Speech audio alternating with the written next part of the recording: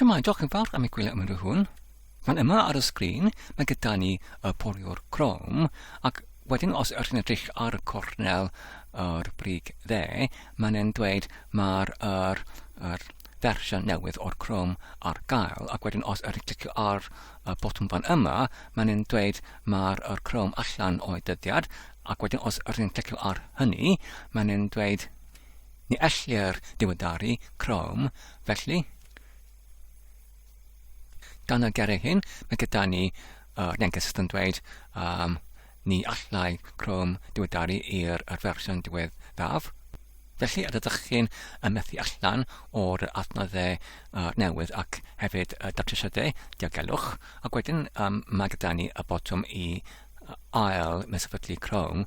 Felly os dwi'n clicio ar hwnnw, mae'n hynny yn fy'r cymryd i'r dudalen fan yma, sydd yn ein gallog i ni i'r llawrytho Chrome, ac wedyn mae gyda ni brawddeg arall yn isod sydd yn dweud dwi'n eisiau i diweddaru Chrome, ac wedyn os dwi'n clicio ar hwnnw, mae'n hynny yn rhoi i ni yr hyfforddiannau ar gyfer y cefngrefn weithrededd Android neu iOS, ond nid ydy'r ar gyfer y cefngrefn weithrededd Linux. Felly, os ydych chi'n eisiau i diweddaru Chrome ar Linux, mae'n rhaid i ni i ail newydd i ail sefydlu Chrome o'r dechreuad trwy clicio ar y botwm i llawrytho Chrome fel hwn.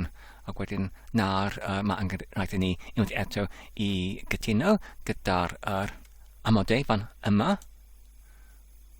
A wedyn i achos ar gyfer Chrome i llawrytho fan yma.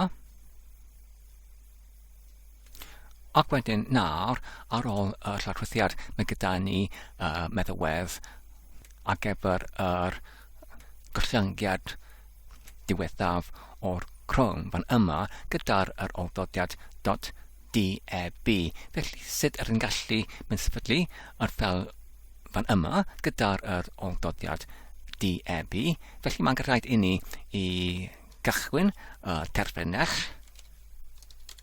Wedyn, os ydych chi'n pwyso ar y botwmau neu bysyllau Alt F2 neu symud F2, ac wedyn i derbyn mewn y gair terminal, a wedyn i dewis yr meddalwedd hon ar gyfer terfynach.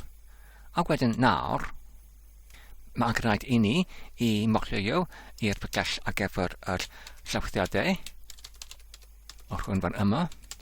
A wedyn os ydych chi'n rhestru y cymwysiad, felly dyma'r cymwysiad i mewn yn y bygell hon, ac wedyn os ydych chi'n eisiau i sefydlu y meddalwedd hon, sef Google /Chrome /stable /current /rmd64.deb, mae'n rhaid i ni yn gyntaf i mewnbynnu y gorchymyn sudo, ac wedyn y gorchymyn rpt, ac wedyn y parametr install neu mewn-sefydliad, ac wedyn yr enw'r o'r ffeil, sef Google /Chrome /stable /current /rmd64.deb, ac wedyn i pwyso ar botwm dodiad.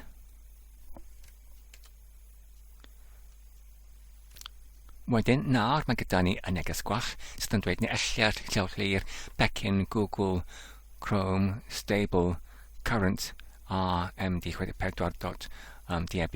Felly dwi'n dyfalu, mae'n rhaid i ni tu flaen o'r enw'r o ffeil i mewnbynnu dot ac wedyn yr blaen slais i cynrychioli. Mae'r hwn i mewn yn y bregell cyfredol, ac wedyn pwyso unwaith eto ar y botwm dodiad fel hwn.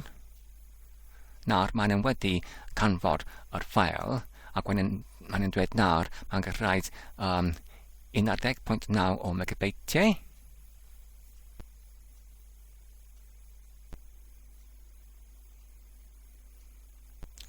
Nawr mae'r sefydliad wedi cyflawni, ac wedyn nawr os ydych chi'n dychwelyd i'r Google Chrome fan yma, felly os ydych yn clicio ar y 3 dot ar y cornel yr brig dde, felly mae'r neges yr fersiwn newydd o'r Chrome ar gael wedi diflannu, ac nawr ydyn ni'n gallu gweld yr un wedi uwchraddio i'r fersiwn newydd o'r Google Chrome.